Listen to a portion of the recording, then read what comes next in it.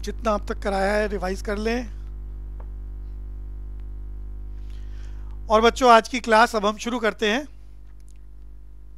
Micro economics चल रही है हमारी, 40 मार्क्स की बुक है। दूसरी बुक हमारी स्टैट्स। तो इसमें पहला चैप्टर इंट्रोडक्शन हमने शुरू कर रखा है। जितना अब तक कराया है वो रिवाइज करते हैं। हर क्लास का काम है बच्चों, पहले पुराना वाला रिवीजन में नए बच्चों को ध्यान रखना है। जैसे तुषार लुगारिया लास्ट क्लास में भी नहीं था, तो बहुत अच्छे से नए बच्चे सुने और पुराने बच्चे मेरे साथ साथ रिवाइज करें। क्लास ख़त्म होने के बाद मैंने थ्योरी का लिंक भेजा है, वहाँ से भी देखें। मेरा एपिसोड में रिकॉर्डेड जल्दी ही उसको क्लासेस की पिछली दोनों तीनों क्लासेस मैंने डाली, आज भी डालूंगा, तो उसको आप सुने। कहीं पर भी नोट्स बनाने में दिक्कत है उसे याद करें, लेकिन मार्किंग स्कीम का ध्यान रखें, प्रेजेंटेशन मेंटेन करें और हर अगली क्लास में मेरे साथ रिवाइज करने की कोशिश करें। तो बच्चों शुरू करते हैं। जितना अब तक कराया एक बार रिवीजन का काम। सबसे पहला शब्द हमने याद करा था इकोनॉमी क्या होता है। तो जिनकी बहुत अच्छी अंडरस्टैंडिंग साथ साथ चलाएं, जिसको दिक्कत है सामने लिखा हुआ है वहां से भी देखकर बोल सकते हैं।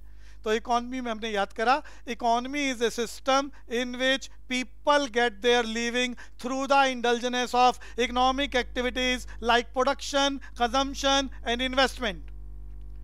कुछ बुक्स में सिर्फ इतना ही लिखा हुआ है, economy is a system in which people get their living या work and earn a living. इतना ही लिखने से एक नंबर के लिए सफिशिएंट।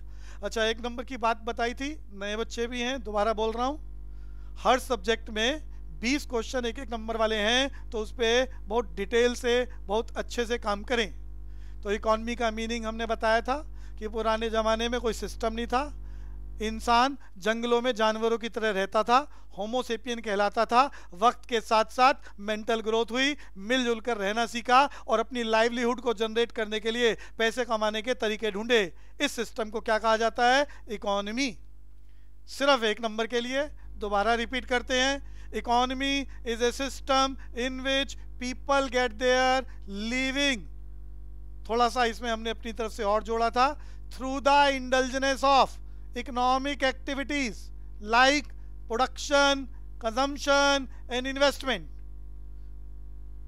हमने याद करा था एक्टिविटीज दो प्रकार की होती है। जितना कराया है बच्चों, जब तक चैप्टर चलेगा हर अगली क्लास में हम पुराने टॉपिक जरूर रिवाइज करेंगे, ताकि बार बार सुनकर आपको कोशिश करने से चीज़ें याद हो जाएं।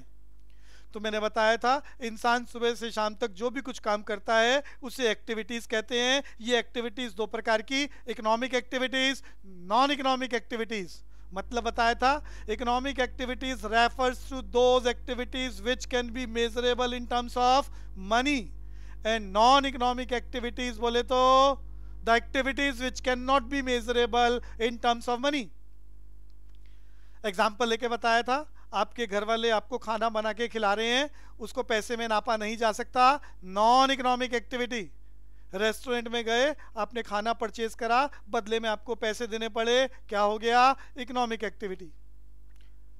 तो हमने इकोनॉमी में क्या पढ़ा, दोबारा रिवाइज करते हैं। Economy is a system in which people get their living through the indulgence of economic activities like production, consumption, investment. हालांकि 5 इकोनॉमिक एक्टिविटीज की हमने बात करी, बट उसमें से 3 इंपॉर्टेंट है फॉर 1 मार्क्स। तीनों का हमने मीनिंग डिस्कस करा था। तो इकोनॉमिक एक्टिविटी क्या? जिसे पैसे में नापा जा सके। सिर्फ एक नंबर के लिए याद करना है, एग्जाम्पल्स याद करने हैं।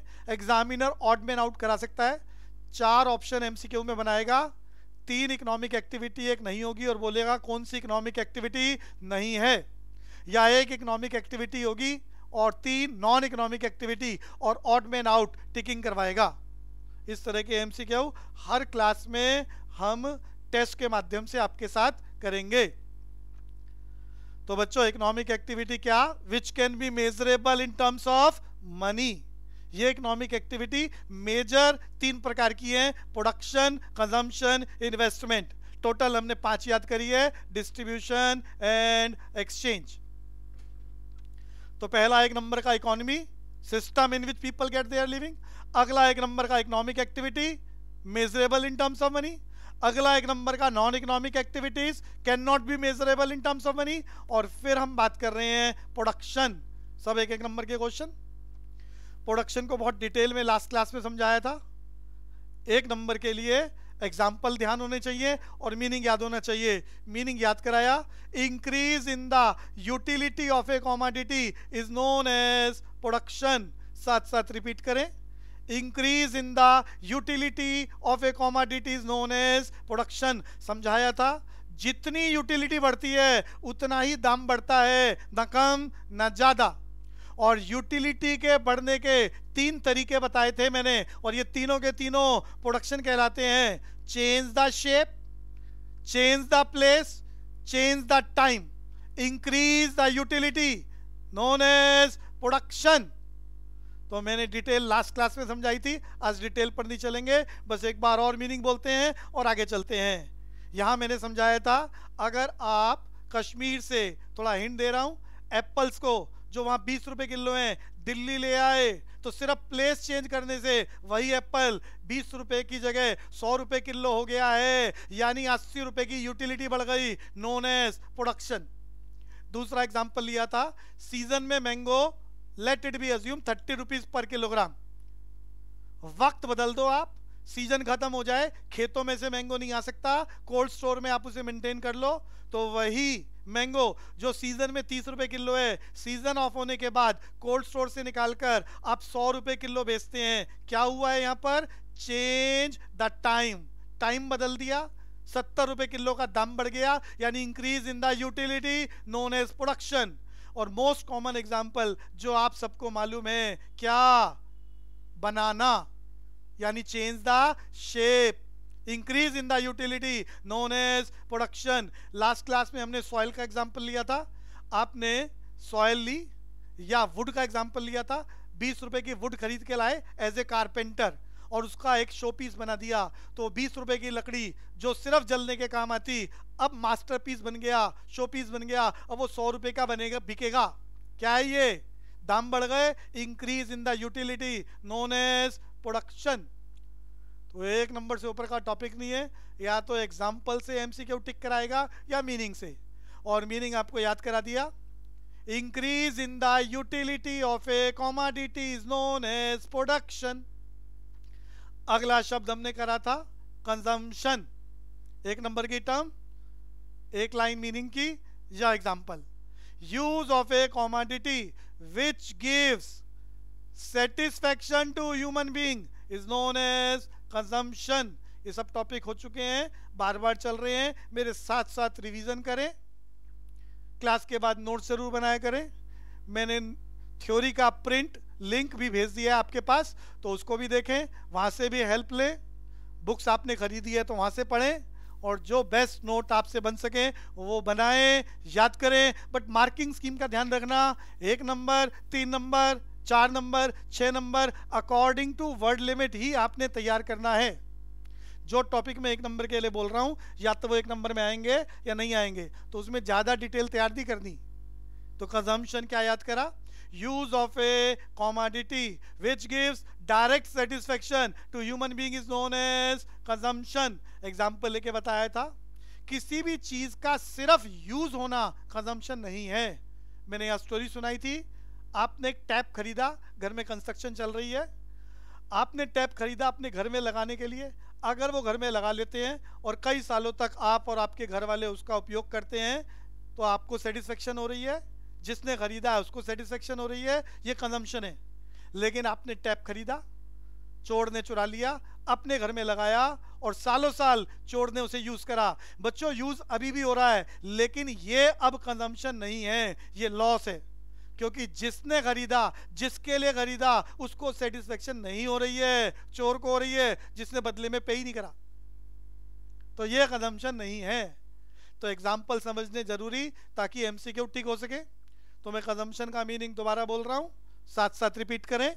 Use of a commodity which gives direct satisfaction to human being is known as consumption. और फिर हमने अगला टॉपिक करा था investment. Excess of production over the consumption is known as investment. तो मैंने बताया था हमने 1000 रुपए का प्रोडक्शन करा, ऐसा अज्यूम कर लेते हैं, इसमें से 600 रुपीस का जो हमने बनाया वो हमने खा लिया, कंज्यूम कर लिया, तो कितना बच गया? 400 रुपए का। जो बच गया है उसे हम फेंकते नहीं है, उसे हम बचा के रख लेते हैं। किस लिए? कल के लिए। जो बच गया है वो कल को यूज करेंगे, जो कल के लिए रखा है उसी को इन्वेस्टमेंट कहते हैं। तो एक नंबर की टर्म मीनिंग याद हो गया है, रिवाइज कर रहे हैं। Excess of production over the consumption is known as investment.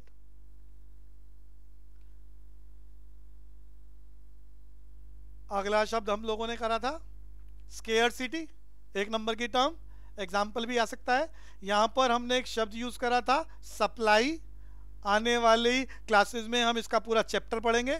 दूसरा शब्द हमने यूज करा था डिमांड, डिमांड का मतलब विलिंग टू बाय, मांगने की इच्छा। सप्लाई का मतलब विलिंग टू सेल। तो जब भी किसी वस्तु की सप्लाई कम और डिमांड ज्यादा होती है तो उस वस्तु को दुर्लभ कहा जाता है, यानी स्केयरसिटी। और याद रखना, जितनी स्केयरसिटी होती है उतना ही प्राइस होता है। अगर ये शब्द ना होता तो आपका सब्जेक्ट ना होता।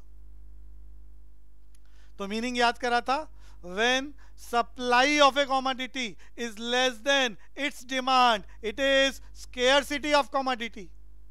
एग्जाम्पल भी सुने, साथ साथ रिवाइज करें। अगला शब्द हम लोगों ने पढ़ा था, ये हमारा इस चैप्टर का पहला टॉपिक 3 to 4 मार्क्स, एक नंबर के लिए भी आ सकता है, 3 मार्क्स 4 मार्क्स। तो अकॉर्डिंग टू वर्ड लिमिट आपने उसको लिखना होगा नंबरों को देखकर। हमने याद करा था आपका ह्यूमन बिहेवियर कैसा है, economic problem, it is basically a problem of choice. बच्चों सिर्फ एक नंबर के लिए आए तो इतना ही लिखना है, यह वास्तव में चुनाव की समस्या है। It is basically a problem of choice. जब से आपका जन्म हुआ है और जब तक इस दुनिया में रहने वाले हैं, आपकी नेचर है चुनाव की समस्या, इकोनॉमिक प्रॉब्लम, बोले तो प्रॉब्लम ऑफ चॉइस। मैंने इसके एग्जाम्पल्स लिए थे। फॉर एग्जाम्पल, आप शादी में गए, बहुत सारी वैरायटीज खाने के लिए अवेलेबल हैं, बट आप एक पर्टिकुलर पॉइंट ऑफ टाइम पर एक साथ वो सारी चीजें नहीं खा सकते, उनमें से किसी एक का चुनाव करना होगा। कौन सा? प्रॉब्लम ऑफ चॉइस, यानी इकोनॉमिक प्रॉब्लम। फॉर एग्जाम्पल, आपके पास 5 सब्जेक्ट है, बट आपकी प्रॉब्लम है आप एक पॉइंट ऑफ टाइम पर 5 सब्जेक्ट एक साथ नहीं पढ़ सकते, तो आपको सिलेक्ट करना होगा उसमें से अभी कौन सा पढ़ें और कौन सा छोड़ें। प्रॉब्लम ऑफ चॉइस, यानी इकोनॉमिक प्रॉब्लम। एक और एग्जांपल ले लेते हैं, आपकी जेब में 100 रुपया, बाजार में गए, फॉर एग्जांपल हर वस्तु का दाम 100 रुपया 100 रुपया 100 रुपया। आप उस एक 100 रुपए के नोट से वो सब चीजें जो बाजार में बिक रही हैं खरीद नहीं सकते, आपको उनमें से किसी एक का चुनाव करना होगा। कौन सा? Problem of choice. तो एक नंबर के लिए याद करा था, economic problem is basically a problem of choice. फिर हमने इसको याद करा था 3 to 4 मार्क्स, तो उसमें हमने लिखा economic problem is basically a problem of choice which can be arise due to following 3 reasons, which can be arise due to following 3 reasons। तो आपको हर वक्त चुनाव करना पड़ता है, ये करें ये ना करें, इसका कारण क्या है, तुम्हारी ये नेचर ऐसी क्यों है जो गॉड गिफ्टेड है, जो बाय बर्थ मिली है और till the date of death साथ चलेगी।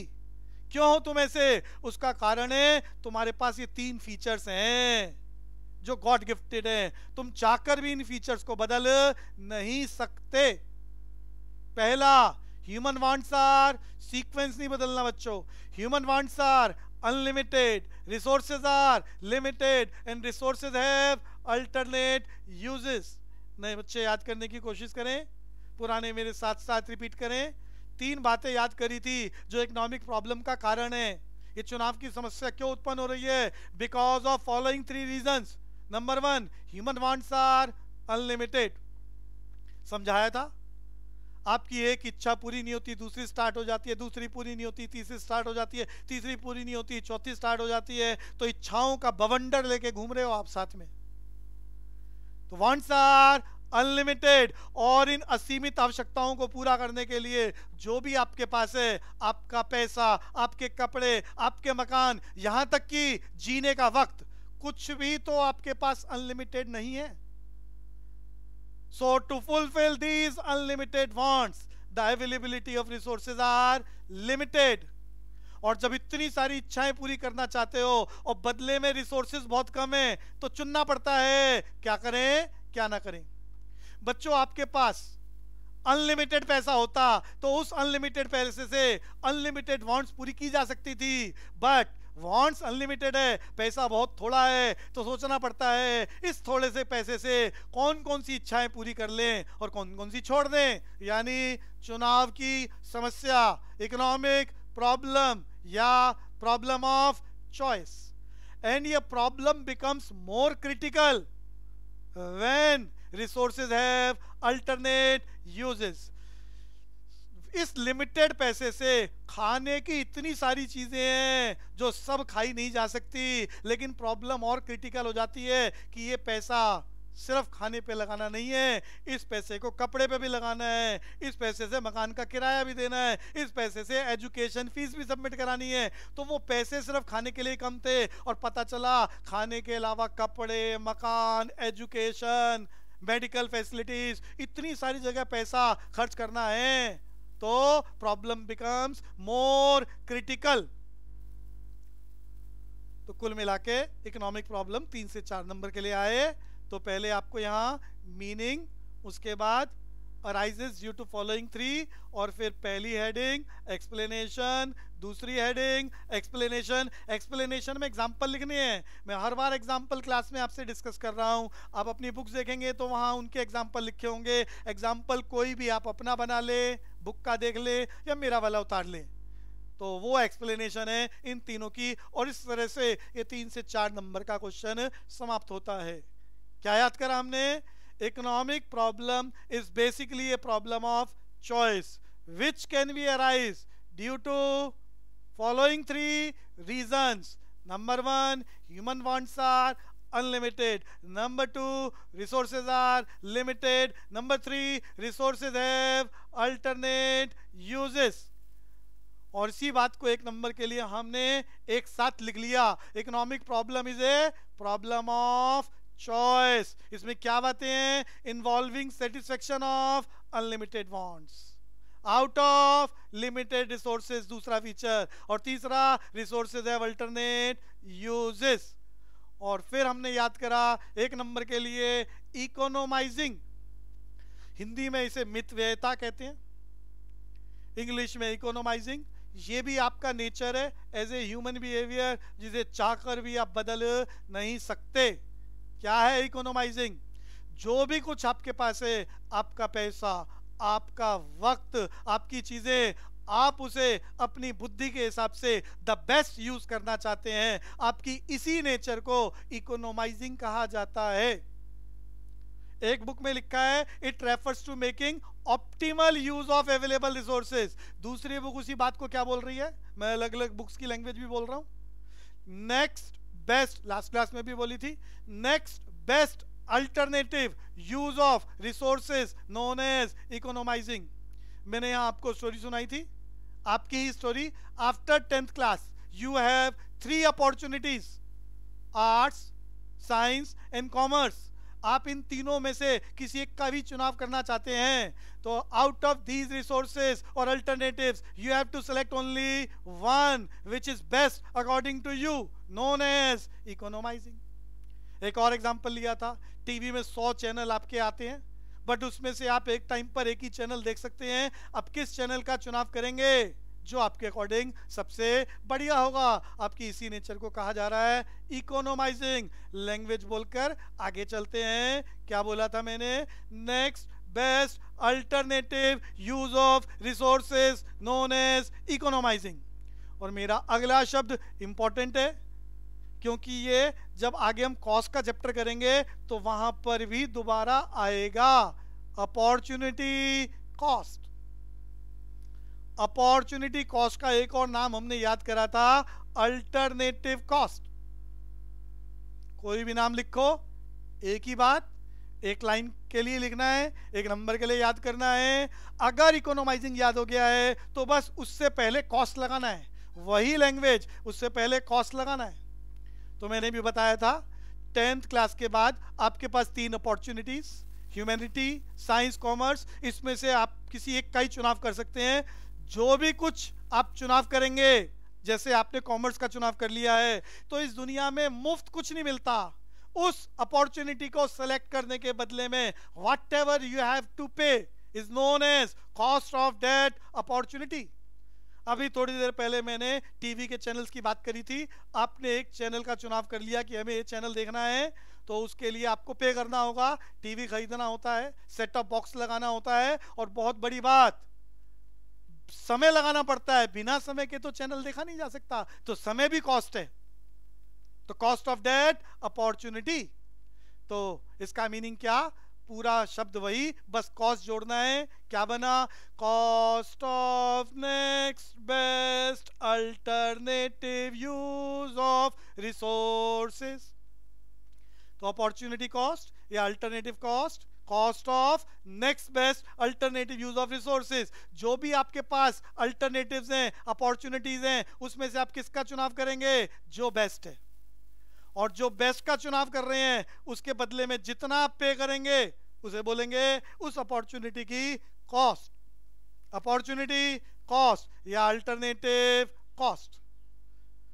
इकोनॉमिक्स बच्चों हमने याद करा था, मीनिंग आपका सब्जेक्ट है, ये 1 नंबर के लिए याद रखना है। Economics is a subject of science which deals with the study of human behaviour. आपको आपका बिहेवियर समझाया जा रहा है कि आप कैसे हैं। Human wants are unlimited, resources are limited, resources have alternate uses. As a consumer आपकी नेचर कैसी है, सस्ता हो जाए ज़्यादा मांगा जाता है, महंगा हो जाए कम मांगा जाता है। तो आपकी ये नेचर ह्यूमन बिहेवियर को पढ़ना, समझना और अपने जीवन में फॉलो करना, ताकि as a profit it should be maximum, as a satisfaction it should be maximum, क्या कहलाता है, इकोनॉमिक्स। तो क्या याद करा था, economics is a subject of science which deals with the study of human behavior, study of human behavior। सभी revise करें साथ साथ। फिर हमने कहा था ये इकोनॉमिक्स की 2 मेजर ब्रांचेस हैं, एक माइक्रो इकोनॉमिक्स, दूसरी मैक्रो इकोनॉमिक्स। तो दोनों का मीनिंग याद करने से पहले मैंने इकोनॉमिक्स याद करा दिया। क्या होता है, स्टडी ऑफ ह्यूमन बिहेवियर। जब ये ह्यूमन बिहेवियर की स्टडी हम छोटे लेवल पर इंडिविजुअली करते हैं, एक एक करके, तो वो क्या है, माइक्रो इकोनॉमिक्स। और जब वो ह्यूमन बिहेवियर की स्टडी हम एज ए होल करते हैं एग्रीगेट लेवल पर, तो क्या है वो, मैक्रो इकोनॉमिक्स। इसके लिए मैंने बताया था micro is taken from Greek word माइक्रोज which means small. तो जब हम ह्यूमन बिहेवियर की स्टडी छोटे छोटे लेवल पर, इंडिविजुअल लेवल पर करते हैं, माइक्रो इकोनॉमिक्स। जैसे रामलाल ने आज 100 रुपये कमाए, सिर्फ रामलाल की बात हो रही है। श्यामलाल ने कम कमाए होंगे, ज़्यादा कमाए होंगे या नहीं कमाए होंगे, सिर्फ रामलाल की बात हो रही है, माइक्रो इकोनॉमिक्स। लेकिन हम बात करें पूरे देश ने 100 करोड़ रुपए कमाए, तो पूरे देश की एज ए होल बात हो रही है, तो ये क्या है, मैक्रो इकोनॉमिक्स। क्योंकि ग्रीक भाषा के शब्द मैक्रोस से लिया है, जिसका मतलब होता है लार्ज या एज ए होल। तो मैंने एग्जांपल्स डिस्कस करे थे। एक आदमी मांगे माइक्रो, जिसे डिमांड बोलते हैं, पूरा देश मांगे एग्रीगेट डिमांड, मैक्रो। राम की कमाई माइक्रो, पूरे देश की कमाई नेशनल इनकम, मैक्रो। फिलहाल हम एक एक नंबर के लिए मीनिंग को डिस्कस करते हैं और अगले टर्म पर चलते हैं। Micro economics is a subject of science which deals with the study of human behaviour as individual units. पूरा इकोनॉमिक्स का मीनिंग एज इट इज, बस आखिरी में जोड़ना है एज इंडिविजुअल, और मैक्रो में आखिरी में जोड़ना है एज ए होल। तो मैक्रो का मीनिंग क्या रहा, study of human behaviour as a whole. बच्चों यहां तक कर लिया था, अगले क्वेश्चन पर चल रहे हैं। इस चैप्टर का दूसरा important question for 3 to 4 marks, very very important, highly repeated of your exam, difference between micro economics and macro economics. बच्चों 3 नंबर के लिए 3 पॉइंट, 4 नंबर के लिए 4 पॉइंट लिखने होते हैं। डिफरेंस हमेशा टी शेप के फॉर्मेट में ही बनाया जाता है। तो डिस्कस कर रहे हैं। पहला पॉइंट आपको मालूम हो चुका है, मीनिंग लिखना होता है, जो आप याद कर चुके हो। माइक्रो का मतलब study of human behaviour as individual, study of human behaviour as individual. और मैक्रो का मीनिंग याद कर चुके हो, study of human behaviour as a whole. दूसरा पॉइंट आप एग्जाम्पल का लिख सकते हो। एग्जाम्पल बच्चों बहुत सारे हैं, पूरी माइक्रो की किताब में हर चैप्टर का जो नाम है वो माइक्रो का एग्जाम्पल है। बट अभी हमने चैप्टर करे नहीं है, तो आप यही 1-2 याद कर सकते हो जो लिखे हुए हैं, लेकिन किताब खत्म होने के बाद आप बहुत सारे एग्जाम्पल्स अपनी तरफ से लिख पाएंगे। एक आदमी जो मांगे डिमांड, पूरा देश मांगे एग्रीगेट डिमांड, पूरा देश मांगे एज ए होल स्टडी हो रही है, मैक्रो का एग्जाम्पल। सिर्फ एक मांगे इंडिविजुअल एनालिसिस, माइक्रो का एग्जाम्पल। बेचने की इच्छा, विलिंग टू सेल, बहुत डिटेल में चैप्टर आएगा आने वाली क्लासेस में। विलिंग टू सेल, एक आदमी कितना बेचना चाह रहा है, ये क्या है, माइक्रो का एग्जाम्पल। पूरा देश मिलजुल कर कितना बेचना चाह रहा है, एग्रीगेट सप्लाई। तो as a whole macro, individual analysis micro. और एक आधा एग्जांपल ले लेता हूं, खाली इनकम लिख लो, इनकम, इनकम लिखा हो तो वो इंडिविजुअल एनालिसिस होता है, किसी एक आदमी की कमाई, तो वो किसका एग्जांपल है, माइक्रो। लेकिन हम यहां बोल दें नेशनल इनकम, तो देश के 125 करोड़ लोगों की कमाई की बात हो रही है, नेशनल इनकम, वो किसका एग्जांपल है, मैक्रो का। तो एग्जांपल एक लिखने से भी काम चलेगा, हमने 2-3 याद कर लिए। Demand, supply, income are the examples of micro economics. बच्चों एग्रीगेट डिमांड को शॉर्टकट में टेक्निकली एडी लिखा जा सकता है, या एग्रीगेट डिमांड। ऐसे ही एग्रीगेट सप्लाई को टेक्निकली एएस लिखा जा सकता है, और नेशनल इनकम को टेक्निकली वाई बोलते हैं। ये मैक्रो इकोनॉमिक्स पूरी बुक है आपकी 40 मार्क्स की इन 12th क्लास। तो वहाँ टेक्निकल लेबल हम शॉर्टकट में यूज करते हैं, aggregate demand AD, aggregate supply AS और नेशनल इनकम वाई, और वहाँ इनके प्रैक्टिकल क्वेश्चंस भी होते हैं। तो हम ये चाहे तो पूरा नाम या शॉर्टकट लिख सकते हैं। शॉर्टकट बोले तो जैसे सोडियम क्लोराइड को NaCl, NaCl क्या हो गया, साइंस का निकनेम, किसका, नमक का। ऐसी एग्रीगेट डिमांड का निकनेम एडी, एग्रीगेट सप्लाई का निकनेम एएस, नेशनल इनकम को निकनेम वाई, सिंबल भी लिखे जा सकते हैं। तो हमने दोनों का एग्जाम्पल याद कर लिया। माइक्रो में demand, supply, income are the examples of micro economics. Macro economics में क्या याद कर लिया, aggregate demand, aggregate supply, national income are the examples of macro economics. तीसरी बात बहुत इंपॉर्टेंट, अच्छे से समझना। एक एग्जाम्पल ले रहा हूं, बाद में ये लैंग्वेज बोलूंगा। तो क्या होता है तीसरे लाइन का मतलब, तीसरी लाइन में क्या लिखा है, micro economic leads to macro economics, और मैक्रो में क्या लिखा है, macro economic leads to micro economics. Actually में micro economics and macro economics both are two sides of same coin. Micro economics और मैक्रो इकोनॉमिक्स क्या है, एक ही सिक्के के दो पहलू हैं, जिसको मैं एक एग्जांपल से समझाना चाहूंगा। ध्यान से सुने और समझे। आजकल बच्चों हम क्या कर रहे हैं, माइक्रो इकोनॉमिक्स जो हमारा पूरा सब्जेक्ट है उसका हम पहला चैप्टर पढ़ रहे हैं, पहला चैप्टर पढ़ रहे हैं जिसे हम इंट्रोडक्शन बोल रहे हैं, इंट्रोडक्शन ऑफ माइक्रो इकोनॉमिक्स। तो हमारे पूरे सब्जेक्ट में एक चैप्टर को पढ़ना इंडिविजुअल एनालिसिस है, यानी किसका एग्जांपल है, माइक्रो इकोनॉमिक्स। जब ये चैप्टर खत्म हो जाएगा तो मैं अगला चैप्टर शुरू कर दूंगा, कंज्यूमर बिहेवियर। जब मैं चैप्टर 2 आपको पढ़ाऊंगा तो वो इस पूरी किताब का एक इंडिविजुअल एनालिसिस होगा, कंज्यूमर बिहेवियर, किसका एग्जांपल है, माइक्रो इकोनॉमिक्स। फिर वो चैप्टर खत्म हो जाएगा तो मैं तीसरा चैप्टर प्रोड्यूसर बिहेवियर की बात करूंगा। और जब मैं वो तीसरा चैप्टर पढ़ाऊंगा तो पूरी किताब का वो तीसरा चैप्टर एक इंडिविजुअल एनालिसिस है। किसका एग्जांपल है बच्चों? Micro economics. ऐसे करते करते जब हम सारे चैप्टर पढ़ लेंगे तो you have complete knowledge about the whole subject. तब आपको अपने सब्जेक्ट के सभी चैप्टर की जानकारी होने के कारण एज ए होल नॉलेज हो जाएगी। और जब एज ए होल नॉलेज हो जाएगी तो उसे क्या बोलेंगे? Macro economics. तो पढ़ रहे थे माइक्रो और पहुंच गए मैक्रो पर। एग्जाम्पल बदलता हूं ताकि किसी को अंडरस्टैंडिंग ना हुई हो तो वो दोबारा समझे। मैं बात कर रहा हूं micro economics leads to macro economics through the example. आप किसी फॉरेस्ट की रिसर्च करना चाह रहे हैं, रिसर्चर हैं आप, तो आप फॉरेस्ट में गए और वहां पर सॉइल पर स्टडी करने लग गए कि कौन कौन सी मिट्टी होती है, type of soil.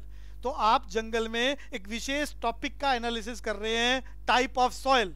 Alluvial soil होती है और वो कैसी होती है, उसके क्या फीचर्स होते हैं। तो ये क्या है? Individual analysis. किसका एग्जांपल है बच्चों? माइक्रो का। जब आपने ये रिसर्च पूरी कर ली तो आपने फिर रॉक्स की, उस फॉरेस्ट में रॉक्स की एनालिसिस करनी शुरू कर दी कि ये पहाड़ कितने प्रकार के होते हैं। मेटामॉर्फिक रॉक होती है और कौन कौन सी रॉक होती है, इग्नियस होती है। तो वो क्या है? आपने दूसरे टॉपिक का एनालिसिस करना शुरू कर दिया जंगल के, इंडिविजुअल एनालिसिस। ये भी माइक्रो है। फिर आपने जंगल के तीसरे टॉपिक एनिमल्स की स्टडी करनी शुरू कर दी। ये क्या है? माइक्रो। फिर आपने उस फॉरेस्ट में रिवर्स की एनालिसिस करनी शुरू कर दी कि कौन कौन सी रिवर्स हैं, फास्टेस्ट हैं, वाइडेस्ट है, कैसा है। तो ये क्या है? माइक्रो। फिर आपने फ्लावर्स की स्टडी करी उस फॉरेस्ट की। तो इस तरह से जब आपने सारे इंडिविजुअल टॉपिक फॉरेस्ट के कर लिए तो आपको उस जंगल की संपूर्ण जानकारी प्राप्त हो जाएगी। और जब आपको फॉरेस्ट का सब कुछ पता चल जाएगा तो इसे बोलेंगे मैक्रो। तो पढ़ रहे थे माइक्रो, पहुंच गए मैक्रो पर, यानी micro economics leads to macro economics. और इसी को मैं रिवर्स बोलता हूं। अगर आपको जंगल की हर वस्तु विषय सामग्री की संपूर्ण जानकारी है तो कोई भी इंडिविजुअल मेटामॉर्फिक रॉक के बारे में पूछा जाए, कहां पर है, रिवर की बात करी जाए, फ्लावर की बात करी जाए, तो आप इमीडिएट आंसर दे देंगे। तो जिसके पास मैक्रो नॉलेज है, होल नॉलेज है, तो वो किसी इंडिविजुअल एनालिसिस के बारे में जवाब दे पाएगा, यानी मैक्रो लीड्स टू माइक्रो। अगर मैंने अभी एग्जाम्पल बुक का लिया था उसको फॉलो करें। आपको पूरे सब्जेक्ट की नॉलेज हो चुकी है, पूरी किताब आ चुकी है। तो मैं किसी इंडिविजुअल चैप्टर का एक इंडिविजुअल क्वेश्चन आपसे पूछ लूं और आपको पूरी किताब आती है तो आप इमीडिएट आंसर दे पाएंगे। तो मैक्रो लीड्स टू माइक्रो। मैं इस बात को दोबारा बोल रहा हूं, फिर सुने। Study of individual chapter in the whole book reflect the example of microeconomics. One by one, study of all the chapters reflect the whole knowledge of the subject, which leads to macroeconomics, which means microeconomics leads to macroeconomics, or vice versa. For example, if you have complete knowledge about the whole subject, you reflect the individual items also. तो example मैंने discuss करा तो मेरा तीसरा point difference का तैयार हो गया है। Micro economic leads to macro economics और वाइस वर्सा। बोले तो macro economic leads to micro economics. इन दोनों के लिए मैंने एक और स्टेटमेंट बोली थी, ये दोनों माइक्रो एंड मैक्रो क्या है? एक ही सिक्के के दो पहलू, to sides of same coin. Number 4 पर चल रहे हैं बच्चों। माइक्रो इकोनॉमिक्स को वन वर्ड में बोला जाता है डिटर्मिनेशन ऑफ प्राइस। बच्चों आपकी किताब का आखिरी चैप्टर है डिटर्मिनेशन ऑफ प्राइस, और वहां जाकर माइक्रो की कंप्लीट नॉलेज हो जाती है। तो पूरी माइक्रो को वन वर्ड में बोलना है तो क्या है, डिटर्मिनेशन ऑफ प्राइस या प्राइस थ्योरी। पूरी मैक्रो को वन वर्ड में बोलना हो तो बोला जाता है determination of income and employment या theory of income and employment. बच्चों, theory of income and employment में इनकम का मतलब पूरे देश की नेशनल इनकम और एम्प्लॉयमेंट का मतलब पूरे देश में कितने लोगों को काम मिला है और कितने बेरोजगार हैं। तो पूरी मैक्रो इकोनॉमिक्स को वन वर्ड में बोला जाता है theory of income and employment या determination of income and employment. पूरी माइक्रो को वन वर्ड में बोला जा रहा है डिटर्मिनेशन ऑफ प्राइस या थ्योरी ऑफ प्राइस। तो हमारा फोर्थ पॉइंट डिफरेंस का तैयार हुआ। Micro economics is also known as determination of price या प्राइस थ्योरी, जो आप लिखना चाहे। मैक्रो इकोनॉमिक्स में याद हो गया, it is also known as theory of income and employment या determination of income and employment. पांचवी बात, ये टेक्निकल लेवल है बच्चों, पार्शियल इक्विलिब्रियम, और उधर हमने लिखा है जर्नल इक्विलिब्रियम। इसको आसान भाषा में बोलता हूं, जब भी हम कोई इकोनॉमिक्स में नियम बनाते हैं जिसे बोलते हैं लॉ। कैसे नियम? सस्ता होने पर ज्यादा मांगना, महंगा होने पर कम मांगना, ये लॉ ऑफ डिमांड है, ये इकोनॉमिक्स का नियम है। माइक्रो इकोनॉमिक्स के नियम अजम्पशन पर बेस्ड होते हैं, इसीलिए उसे क्या बोलते हैं? Partial equilibrium. बच्चों, पार्शियल इक्विलिब्रियम को डिक्शनरी में बोलते हैं बेस्ड ऑन अजम्पशन। हम अगले चैप्टर्स में ये लॉ बहुत डिटेल में करने वाले हैं, जिसका एक एग्जांपल मैंने अभी लिया, लॉ ऑफ डिमांड। वो वहीं जाकर थोड़ा डिटेल में चलेगा, अभी आप इसकी आसान भाषा समझ लें। वो नियम जो मान्यताओं पर आधारित हैं कि ऐसा होने पर ही ऐसा होगा, तो वो होता है माइक्रो इकोनॉमिक्स। और जो नियम अजम्पशन पर बेस्ड नहीं होते, कंप्लीट होते हैं, एज ए होल होते हैं, उन्हें बोलते हैं मैक्रो इकोनॉमिक्स। तो मैक्रो इकोनॉमिक्स के नियम अजम्पशन पर बेस्ड नहीं होते, जबकि माइक्रो इकोनॉमिक्स में हम हर चैप्टर में दुनिया भर के नियम पढ़ने वाले हैं, वो सब किस पर बेस्ड हैं? अजम्पशन पर। तो पांचवा पॉइंट आसान भाषा में याद करना है, तो it is based on assumption, और दूसरी तरफ it is not based on assumption. और टेक्निकली याद करना है तो अजम्पशन की जगह पार्शियल इक्विलिब्रियम और नॉट बेस्ड ऑन अजम्पशन की जगह जर्नल इक्विलिब्रियम। इसका डिटेल डिस्कशन अगले चैप्टर में लॉ ऑफ डिमांड के साथ होगा, जहां पर मैं बहुत सारी assumptions, law of demand, human behaviour as a consumer discuss करूंगा।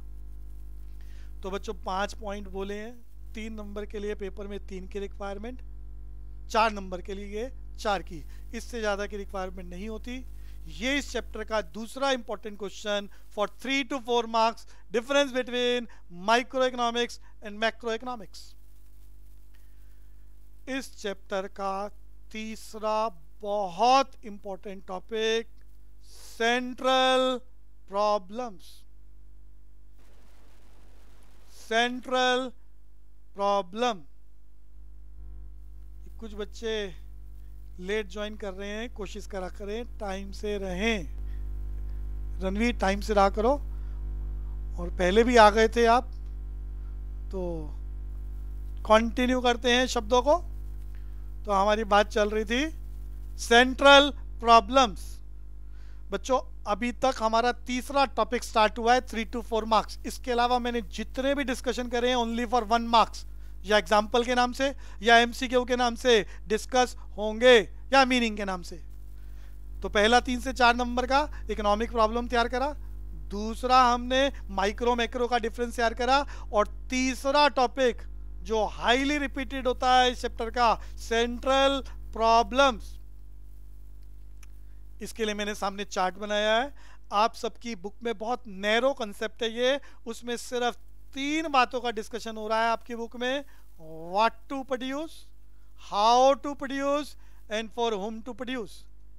नैरो कंसेप्ट है, यहां पर हम बहुत डिटेल में पढ़ेंगे। सिर्फ आपकी बुक में what to produce, how to produce, for whom to produce, but actually में ये बहुत डिटेल में चलता है, तो समझाऊंगा ज्यादा, कंप्लीट पिक्चर, तो अच्छे से समझें, और लिखते वक्त कम लिखा जाएगा अकॉर्डिंग टू योर एग्जाम। तो सेंट्रल प्रॉब्लम का सबसे पहले मैं मीनिंग डिस्कस करूंगा, ध्यान से सुनेंगे। क्या होता है central problems? Central problems are the basic infrastructural problems.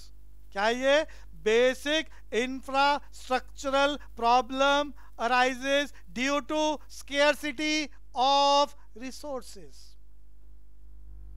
क्या है बच्चों? ये basic infrastructural problem of an economy which can be arise due to scarcity of resources।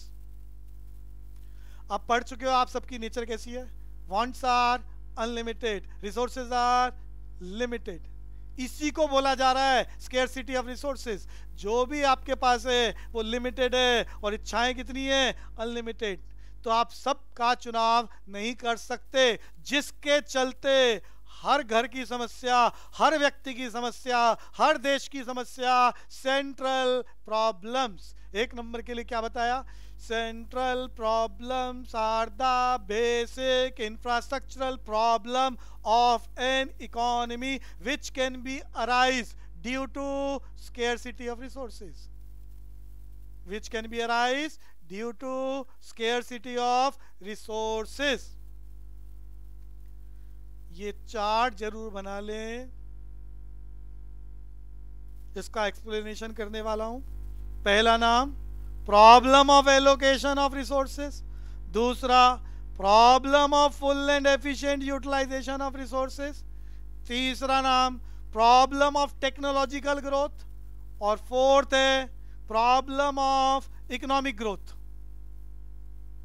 याद करें बच्चों साथ साथ। प्रॉब्लम ऑफ सीक्वेंस आगे पीछे नहीं कर सकते, कोई भी सीक्वेंस आगे पीछे नहीं कर सकते। Problem of allocation of resources लिखना भी है ये। Problem of full and efficient use of resources, तीसरा नाम problem of technological growth, and fourth problem of economic growth. पहले वाला problem allocation of resources further classified in 3 parts: what to produce, how to produce, for whom to produce. Ranveer का ध्यान कहीं और है भाई। रणवीर पढ़ाई पर ध्यान रखो, जो बोल रहा हूं वो सुनो, याद करने की कोशिश करो और लिख सको। तो कुछ चीजें बुक्स में नहीं मिलेगी, और जब तक अंडरस्टैंडिंग बढ़िया नहीं होगी माइक्रो के क्वेश्चंस अटेम्प्ट करने में दिक्कत आएगी। तो बच्चों आपकी किताबों में सिर्फ 3 हेडिंग एक्सप्लेन कर रखी है: what to produce, how to produce, for whom to produce. क्योंकि ये नैरो कंसेप्ट है, याद हमें इतना ही करना है, बट हम पूरी पिक्चर समझेंगे। अगली 3 हेडिंग्स जो आपकी बुक में नहीं है, ये तीनों की तीनों क्यों नहीं लिखी हुई? ये तीनों ऐसी प्रॉब्लम्स हैं जो कंटिन्यूअस प्रॉब्लम है। हर व्यक्ति की समस्या, हर देश की समस्या, हर घर की समस्या, जिसका सॉल्यूशन एब्सोल्यूट लेवल पर कभी भी नहीं निकला। ना आज से पहले, ना आज के बाद निकल पाएगा। और समय के साथ साथ जैसे जैसे सिविलाइजेशन हो रही है, हम प्रॉब्लम्स को और बेटर सॉल्व कर लेंगे, लेकिन पूरी तरीके से एब्सोल्यूट लेवल पर सॉल्व हो जाए, इम्पॉसिबल। तो बहुत अच्छे से अंडरस्टैंडिंग बनाए। बहुत बढ़िया टॉपिक सेंट्रल प्रॉब्लम्स। अभी मैंने सिर्फ हेडिंग याद करने के लिए बोला है, मैं सुनना चाह रहा हूं, उसके बाद डिटेल डिस्कशन करेंगे। इसका चार्ट उम्मीद करता हूं सबने बना लिया होगा। आयुषी खंडेलवाल आपकी साउंड अनम्यूट कर दी है, आप बोलेंगे सिर्फ 4 major headings of central problems.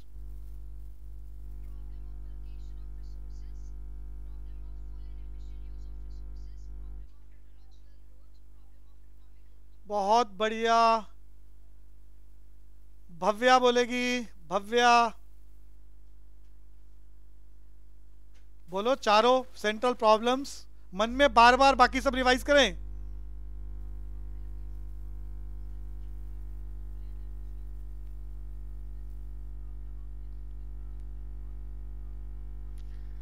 कुछ बच्चे मन में कह रहे हैं सामने लिखा हुआ है बस पढ़ना ही तो है। बच्चों बिना देखे याद करके आप बोलने की कोशिश करें, और जिसको दिक्कत है वो सामने से देख ले।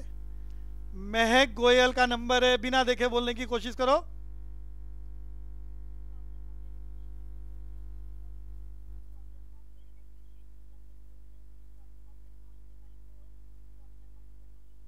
बहुत बढ़िया।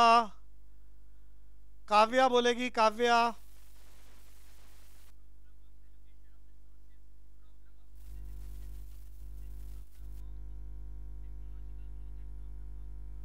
बहुत बढ़िया।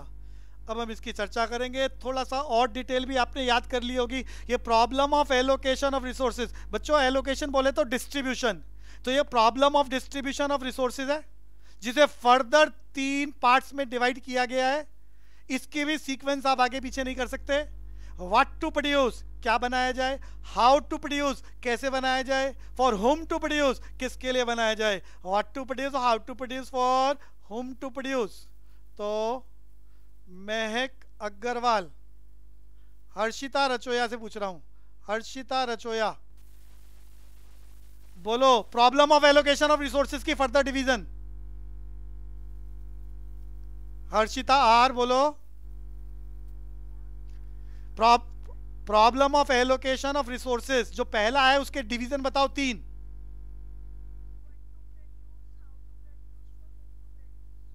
कोशिश करें बिना देखे बोल पाए। ये जरुल गुप्ता, जरुल गुप्ता बताएगा, बच्चा पूरी टेबल बताएगा। सेंट्रल प्रॉब्लम फर्दर क्लासिफाइड इन 4 पार्ट, स्टार्ट।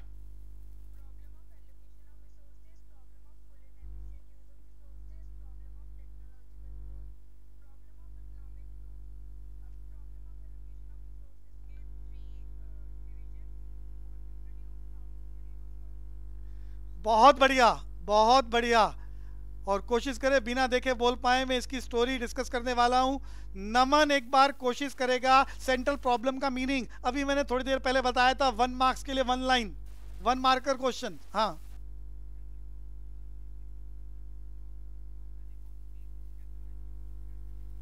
वेरी गुड, बहुत बढ़िया।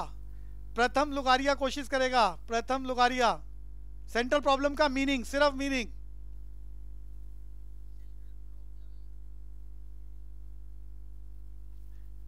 अच्छी कोशिश है। Central problems are the basic infrastructural problem of an economy which can be arise due to scarcity of resources. Ranveer कोशिश करेगा।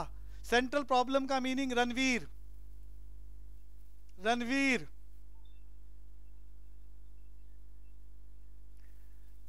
रणवीर क्लास में खेल ज्यादा कर रहा है, इन एंड आउट वाला, कभी फोटो वाला। रणवीर कोशिश।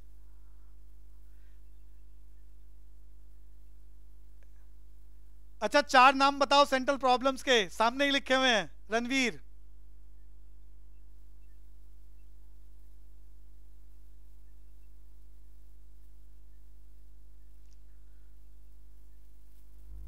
कुशाल बोलेगा, कुशाल शर्मा, सेंट्रल प्रॉब्लम का मीनिंग।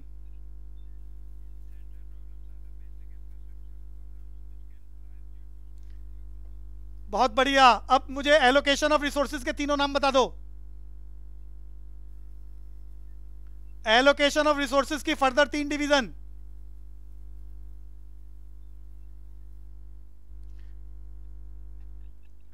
कार्तिक कंसोटिया बोलेगा, Kartik Kansotia. Allocation of resources की 3 डिवीजन। बहुत बढ़िया। तो बच्चों टॉपिक को थोड़ा सा आगे चलाते हैं। मैं टेस्ट लेना चाह रहा हूं, समय की लिमिटेशन है, तो इसका शॉर्टकट में डिस्कशन करते हैं। अगली क्लास बहुत इंपॉर्टेंट रहने वाली है बच्चों।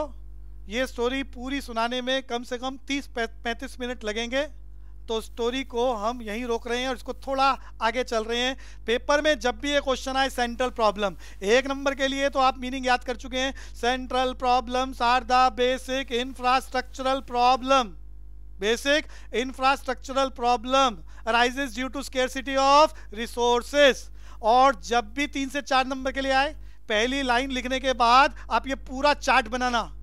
मैं चार्ट अगली क्लास में पूरा ही समझाऊंगा, लेकिन पेपर में आपको सिर्फ 3 पैराग्राफ लिखने हैं। What to produce, heading and explanation. How to produce, heading and explanation. For whom to produce, heading and explanation. क्योंकि आपकी बुक में इतना ही है और इसी में ही आपको मार्क्स मिलेंगे। लेकिन डिस्कशन मैं आपको पूरा करूंगा अप टू इकोनॉमिक ग्रोथ। तो ये चर्चा अगली क्लास में रहेगी, लेकिन थोड़ा सा शॉर्टकट मैं कंटिन्यू करना चाह रहा हूं। तो थोड़ा सा आगे चल रहे हैं। तो आपकी बुक के अकॉर्डिंग आपको पहला डिस्ट्रीब्यूशन ऑफ रिसोर्सेज यानी एलोकेशन ऑफ रिसोर्सेज पर ही काम करना है। क्या? What to produce, how to produce and for whom to produce. और इन तीनों को हम शॉर्टकट में बोलें तो कैसे बोल सकते हैं? Detail discussion very next class, very very important topic. What to produce किससे रिलेटेड है? Selection of goods. What to produce किससे रिलेटेड है? मैं अगली क्लास में बहुत सारी स्टोरीज इसके साथ समझाऊंगा। तो क्या बनाया जाए, ये बीमारी किससे रिलेटेड है? Selection of goods. How to produce? Lot of methods are there to produce the commodity. For example, labor intensive technique and capital intensive technique. Which method is the most suitable method to produce the commodity? Is a kind of problem how to produce. क्या है ये? Selection of technique. What to produce में आप फैसला क्या करते हो कि क्या उगाओ? एक और थोड़ा सा शॉर्ट समरी बोल देता हूं। फॉर एग्जांपल, आपके पास एक खेत है जिसमें आप बहुत सारी चीजें उगा सकते हो, बट आपकी प्रॉब्लम है उस छोटे से खेत में, उस लिमिटेड लैंड पर आप सारी चीजें नहीं उगा सकते। तो फैसला करना पड़ता है क्या उगाया जाए। What to produce related to selection of goods. ये इसलिए लिखा है, इस पर बेस्ड एमसीक्यू आएंगे। हाउ टू प्रोड्यूस में फैसला, मान लो फैसला कर लिया आलू उगाने हैं, तो आलू उगाने के बड़े सारे तरीके हैं। Labour intensive technique and capital intensive technique. Which method, most suitable method to produce the potato is again the kind of problem. How to produce, कैसे बनाया जाए, किससे रिलेटेड है? Selection of technique. मान लो फैसला कर लिया पहला आलू उगाने हैं, मान लो फैसला कर लिया how to produce labour intensive technique. तो भैया जो आलू उगाए हैं वो किस लिए? either goods produced for self consumption or either goods produced for purpose of exchange। बेचने के लिए उगाए हैं कि खाने के लिए उगाए हैं, किसके लिए उगाए हैं? ये आपकी तीसरी प्रॉब्लम है। For whom to produce related to distribution of goods and income.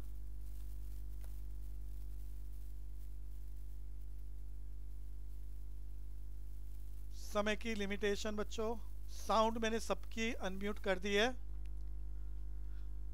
आपकी अगली क्लास मैथ्स की होती है, तो आज चाह रहे थे थोड़ा लंबा चले, बट समय की लिमिटेशन। ये स्टोरी सेंट्रल प्रॉब्लम की बहुत इंपॉर्टेंट अगली क्लास में डिटेल में चलेगी। और जो टेस्ट मैंने आज का तैयार करा था, उसमें सबसे ज़्यादा क्वेश्चन इसी पर बेस्ड हैं। तो टॉपिक पूरा डिस्कस नहीं हो पाया, तो वो टेस्ट डिस्कस नहीं कर पा रहे। उसके लिए पहले स्टोरी सुनानी होगी, नहीं तो आपके अटेम्प्ट नहीं हो पाएंगे। तो इसीलिए वो टेस्ट अगली क्लास में चलेगा इस टॉपिक के बाद। तो किसी को कुछ भी पूछना हो पूछ सकते हैं। Any one of you, any doubt? Sound मैंने अनम्यूट कर दी है। सबको समझ में आ रहा है बच्चों? आयुषी खंडेलवाल। तो बच्चों नोट्स जरूर बनाएं। मैंने इस चैप्टर की थ्योरी का लिंक आप सबको व्हाट्सएप कर दिया है। मेरे पास 12th वाले बच्चे तो नोट्स बना बनाकर व्हाट्सएप पर भेज रहे हैं प्रेजेंटेशन के साथ। मार्किंग स्कीम का ध्यान जरूर रखना है बच्चों। 1 नंबर, 3 नंबर, 4 नंबर उतना ही लिखें। हर अगली क्लास में बैठने से पहले क्लासरूम में पुराने वालों को रीड करके बैठें। और कोई भी प्रॉब्लम है व्हाट्सएप के माध्यम से मुझसे पूछ सकते हैं। और क्लास पूरी अच्छे से अटेंड किया करें।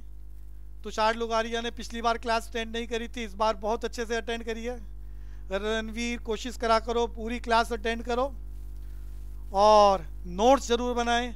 सब्जेक्ट बहुत आसान हो जाएगा। बार बार मैं हर अगली क्लास में पुराने सारे टॉपिक बोलता हूं, तो बहुत अच्छे से मेरे साथ साथ रिवाइज करा करें।